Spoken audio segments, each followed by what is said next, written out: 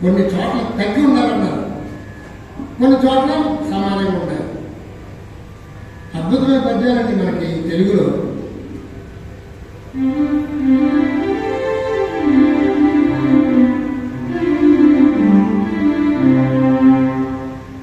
అనువుగాని చోట అధికులమనరా,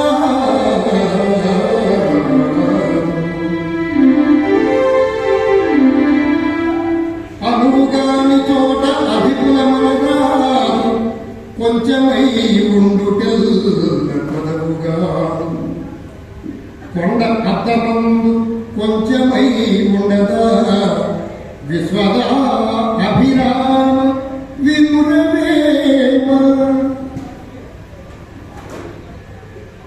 వేమగారని ఆయన జీవితంలో పండిపోయి ఆయన అనుభవాన్ని మనకు అందించారు.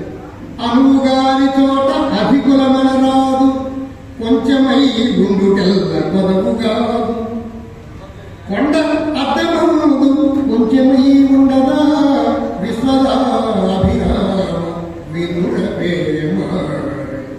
ఎంత అద్భుతమైన పదించాడు అంటే, మనకి అనుకూలమైన పరిస్థితులు లేనప్పుడు మనం తగ్గుండాలి. ఇప్పుడు మనం కొత్తగా ఏదో ఊరేస్తా ఉంటాం. ఇక్కడ మనం ఈ గ్రామానికి పెద్ద మన పెద్ద అనుకోండి, ఇక్కడ మన మాట ఎదురులేదనుకోండి, పక్క ఊరు వెళ్తే ఎవరు తెలుస్తున్నాను అక్కడ అన్నా అనుకోండి, అక్కడ ఎవరైనా మూర్ఖుడిని కొడతాడు.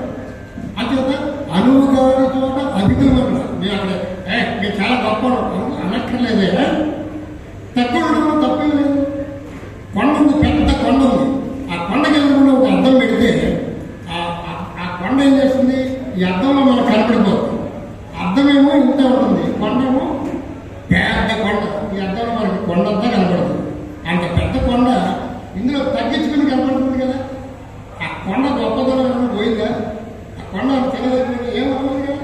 అంచేత మన గొప్పదనం మన దగ్గరే ఉంటుంది. కాబట్టి అలా అద్భుతమైనటువంటి మంచి నీతి మధ్య బ్రహ్మగారు రాశారు. సరే, బ్రహ్మగారు ఏం చేశారు, ఈ మధుకైటకులను ఏం చేయాలి? వాళ్ళు చూస్తే దుర్మార్గుల్లో ఉన్నారు, మూర్ఖుల్లో ఉన్నారు, పెద్ద ఆకారంతో ఉన్నారు. వాళ్ళని ఎదిరిస్తే మనం ఓడిపోతే మనం నష్టపోతాం కదా. ఏం చేయాలో అర్థం కాక దెబ్బలాడుకుంటున్నాగా ఏదో ఒకటి చేయాలని చెప్పేసి ఈయన ఏం చేశాడంటే, ఆ తామర పువ్వు ఉంది కదండి, తెల్ల తామర పువ్వు కాడ ఉంటుంది, కాడ. ఆ కాడలో దూరిపోయాడు. దూరేటప్పుడు ఏం చేశాడు, ఈ మధుకైటకుల్ని గబాలు బయటకు వచ్చేసి ఆ పువ్వుని ఇలా ముంచుకుని ఇలా చేశాడు. ఆ తామర పువ్వు మొత్తం రేపులన్నీ ఇలా ముంచుకుపోయింది, మొగ్గలాగా అయిపోయింది.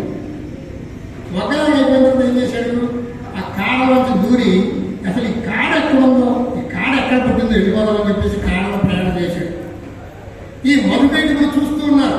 ఆ కాడ ఎలా ఉందంటే గాజు పాత్రలా ఉంది. అరే అప్పుడు ఎర్రటోడు ఎత్తనాడు ఆయన తప్పు చూసి పారిపోతాడు అన్నారు. వీళ్ళు బయట ఉండిపోయారు, మధుకైటకులు బయట ఉండిపోయారు. బ్రహ్మగారు కారణంగా వెళ్తున్నాడు. ఎర్రగా ఉన్నాడేమో, ఆ ఎర్ర కనబడిపోతున్నారు ట్రాన్స్పరెంట్గా. మరి వాళ్ళు ఎక్కడికి పారిపోయి మేము వదిలిపెట్ట, మేము ఎక్కడికి వెళ్ళి మేము వస్తాం అని చెప్పి వాళ్ళు ఎగరబడ్డారు. ఈ కారణంలో బ్రహ్మదేవుడు ఆయన పరిగెట్టుకుంటూ రక్షించండి రక్షించండి రక్షించండి, సేవమి సేవమి, హెల్ప్ హెల్ప్ హెల్ప్ అంటే పరిగెట్టుకున్నాడు. ఈయన ఏం చేస్తున్నారు, మధుకైటకులు వీళ్ళని ముందు చంపేస్తే కానీ మనం అది దక్కదు మనకి అని చెప్పి వీళ్ళు కూడా వెనకాలపడ్డారు. బయట తామర కాడ వెనకాల బయటకు వీళ్ళు పరిగెడుతున్నారు, లోపల గొట్టంలోనేమో బ్రహ్మగారు పరిగెడుతున్నారు. పరిగెట్టి పరిగెట్టి పరిగెట్టి పరిగెట్టి పరిగెట్టి కొన్ని సంవత్సరాలు పరిగెట్టిన తర్వాత బ్రహ్మగారు విష్ణుదేవుడు కడుపులో గెలిపాడు. పొట్ల బొడ్డులో ఉంది కదా తామరకు అక్కడ పుట్టింది, లోనకి వెళ్ళిపోయాడు. ఏం అర్థం కాల, ఎక్కడ వచ్చిందో అర్థం కాదు. ఈయనకి ఆ తామర పువ్వు కూడా పరిగెడుతూ ఉంటే ఒక ఆకారం కనపడింది. ఒక నల్లని ఆకారం కనపడింది దూరిపోయే ముందు. ఇక్కడ ఏం కనపడలేదు. కొద్ది పైగా దాన్ని మళ్ళీ పైకి వచ్చాడు. పైకి వచ్చిన తర్వాత కొంచెం దూరం వచ్చిన తర్వాత చూస్తే అక్కడ విష్ణుమూర్తి నల్లని ఆకారంలో పడుకొని ఉన్నాడు. విష్ణుమూర్తిని చూశాడు. స్వామి రక్షించు రక్షించు, ప్లీజ్ హెల్ప్ ప్లీజ్ హెల్ప్, నన్ను చంపేస్తున్నాడు రాక్షసుడు అని గట్టిగా ఇచ్చాడు. ఈ రాక్షసులు ఎవడో వస్తున్నారు కదా, రే ఇక్కడ నల్లోడు ఉన్నప్పుడు నల్లోడు, విష్ణుమూర్తినేమో నల్లోడు, బ్రహ్మగారేమో తెల్లోడు. మూర్ఖులు మాట్లాడాక ఉంటుంది. ఇప్పుడు మనలో కూడా కొంతమంది మూర్ఖులు ఉంటారు. పెద్దవాళ్ళని గౌరవించారు, మరి ఆడ ఈడ అంటారు. గౌరవించాలి, అది దైవ లక్షణ. వీళ్ళు మరి రాక్షసులు కదా, మధుకైటములు. ఒరే నల్లవాడు ఎక్కడున్నాడు, మరి ఎర్రవాడు పరిగెడుతున్నాడు, నల్లవాడు ఎక్కడున్నాడు, అరే ఇద్దరిని చేసేద్దారా అనుకుంటున్నాడు. సరే, బ్రహ్మగారు కాలంలోకి వచ్చాడు, విష్ణుమూర్తిని చూశాడు, హాయిగా నిద్రపోతున్నాడు. స్వామి నన్ను రక్షించు, స్వామి నన్ను రక్షించు అన్నాడు. ఏమి గులుకు లేదు, పలుకు లేదు. ఇంకొక 10 నిమిషాల్లో మన కార్యక్రమం ముగుస్తుంది. నెక్స్ట్ బ్రహ్మాండమైన హరికథ ఉంది, సోదరులు వచ్చారు.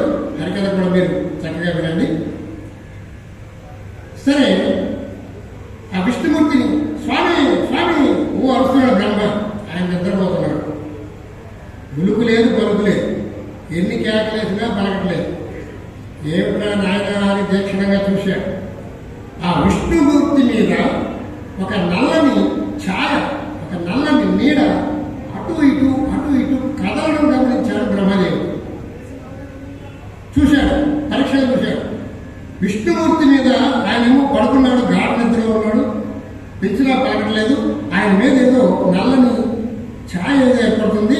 ముందు ఆ ఛాయని మనం ప్రార్థన చేస్తే ఏమవుతుంది చూద్దామని చెప్పేసి ఓం జగన్మాత, ఓం జగన్మాత పాహిమా పాహిమా పాహిమా అన్నాడు బ్రహ్మదేవుడు. ఇంతకీ ఆ నల్లగా ఉన్నటువంటి ఛాయ ఎవరంటే ఆ అమ్మవారి రూపము నిద్రాదేవత. ఆవిడ పేరు నిద్రాదేవత. నిద్రాదేవత కరుణా కటాక్షం మనకు ఉంటేనే మనకి నిద్ర వస్తుంది. ఆ నిద్ర దేవత కరుణ కూడా, ఆవిడ కూడా మనం ప్రార్థించాలి. నిద్రాదేవత కరుణ దయ మన మీద లేకపోతే నిద్ర పట్టదండి మనకి. చూడండి, మెత్తని పరుపు ఉంటుంది, మంచి మంచం ఉంటుంది, అంత ఏసీ